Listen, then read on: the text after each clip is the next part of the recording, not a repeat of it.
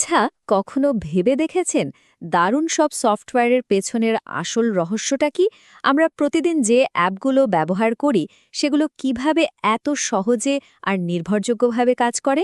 চলুন আজকের এই আলোচনায় আমরা সফটওয়্যার টেস্টিংয়ের সেই লুকানো জগতের গভীরে ডুব দিই, যা আমাদের এই নিখুঁত ডিজিটাল অভিজ্ঞতাটা দেয়। প্রশ্নটা শুনতে খুব সহজ তাই না?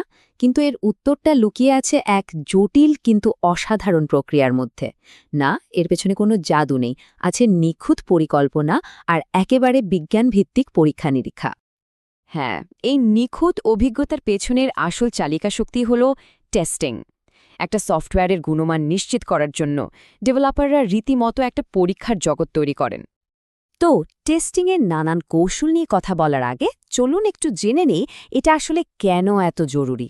ব্যাপারটা অনেকটা এরকম, একটা বাড়ি বানানোর আগে যেমন তার ভিত্তিটা মজবুত করা সবচেয়ে জরুরি, সফটওয়্যারের দুনিয়ায় টেস্টিং ঠিক সেই কাজটাই করে।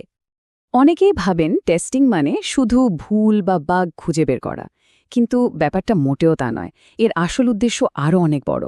এটা নিশ্চিত করে যে সফটওয়্যারটা ঠিক পথে এগোচ্ছে, এর উপর ভরসা তৈরি করে আর ডেভেলপারদের গুরুত্বপূর্ণ সিদ্ধান্ত নিতে সাহায্য করে। আর সবচেয়ে বড় কথা কি জানেন, যত আগে ভুল ধরা পড়বে সেটা সারানোর খরচ আর সময় দুটোই কিন্তু অনেক বেঁচে যাবে। আচ্ছা, যে কোনো পরীক্ষার তো একটা নিয়মকানুন থাকে তাই না? সফটওয়্যার টেস্টিংয়ের সেই নিয়মকানুন বা মূল ভিত্তিটাই হলো এই টেস্ট কেস। সহজ ভাষায় বললে এটা হলো একটা চেকলিস্টের মতো, যা বলে দেয় ঠিক কি পরীক্ষা করতে হবে, কিভাবে করতে হবে, আর কোন ফলাফল পেলে বোঝা যাবে যে সবকিছু ঠিকঠাক আছে। চলুন আবার সেই বাড়ি বানানোর উদাহরণে ফিরে যাই। একটা মজবুত দালান বানাতে যেমন ভালো মানের ইট লাগে, ঠিক তেমনি সেরা সফটওয়্যারও কিন্তু তৈরি হয় কোডের ছোট ছোট নিখুঁত অংশ দিয়ে। এখন আমরা দেখব সফটওয়্যারের এই ইট বা ইউনিটগুলো কিভাবে পরীক্ষা করা হয়। এখানে দুটো খুব জরুরি বিষয় আছে। একটা হলো ইউনিট টেস্টিং। এটা হলো গিয়ে প্রত্যেকটা ইটকে আলাদাভাবে পরীক্ষা করে দেখা যে সেটা নিখুঁত কিনা। আর এরপর আসে ইন্টিগ্রেশন টেস্টিং, মানে সেই ইটগুলো দিয়ে গাঁথা দেয়ালটা কতটা মজবুত সেটা পরীক্ষা করা।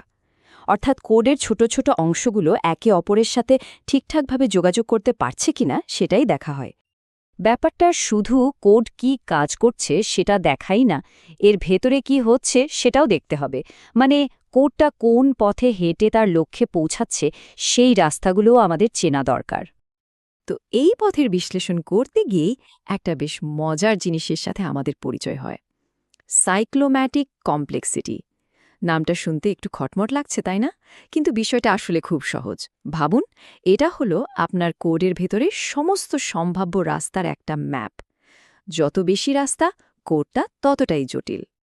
ডেভেলপারদের মধ্যে একটা অলিখিত নিয়ম আছে যে এই সাইক্লোম্যাটিক কমপ্লেক্সিটির স্কোর যেন 10-এর বেশি না হয়। কারণ স্কোরটা যখনই এর চেয়ে বেড়ে যায়, এটা একটা, বলা যেতে পারে, একটা লাল সংকেত। এর মানে হলো কোডটা বেশ প্যাঁচানো হয়ে গেছে আর তাতে ভুল লুকিয়ে থাকার সম্ভাবনাও অনেক বেশি। আমরা তো জানি প্রযুক্তি কখনো এক জায়গায় থেমে থাকে না, তাই টেস্টিংয়ের কৌশলগুলোকেও সময়ের সাথে সাথে বদলাতে হয়। যেমন ধরুন, আজকের দিনের আধুনিক ওয়েব অ্যাপ বা অবজেক্ট ওরিয়েন্টেড প্রোগ্রামিং, এগুলোর জন্য কিন্তু একদম আলাদা ধরনের টেস্টিং লাগে। যেমন অবজেক্ট ওরিয়েন্টেড সফটওয়্যারের ক্ষেত্রে কোডগুলো ছোট ছোট বাক্সের মতো ক্লাসের মধ্যে থাকে, তাই এদেরকে পরীক্ষা করার পদ্ধতিও আলাদা। আবার ধরুন একটা ওয়েব অ্যাপ, সেটাকে তো শুধু একটা কম্পিউটারে চালালে হবে না, দেখতে হবে বিভিন্ন ব্রাউজারে এটা কেমন চলছে, স্লো ইন্টারনেটে কাজ করছে কিনা, কিংবা ধরুন হাজার হাজার মানুষ একসাথে ব্যবহার করলে অ্যাপটা ক্র্যাশ করে কিনা। তাহলে এই পর্যন্ত আমরা কি দেখলাম?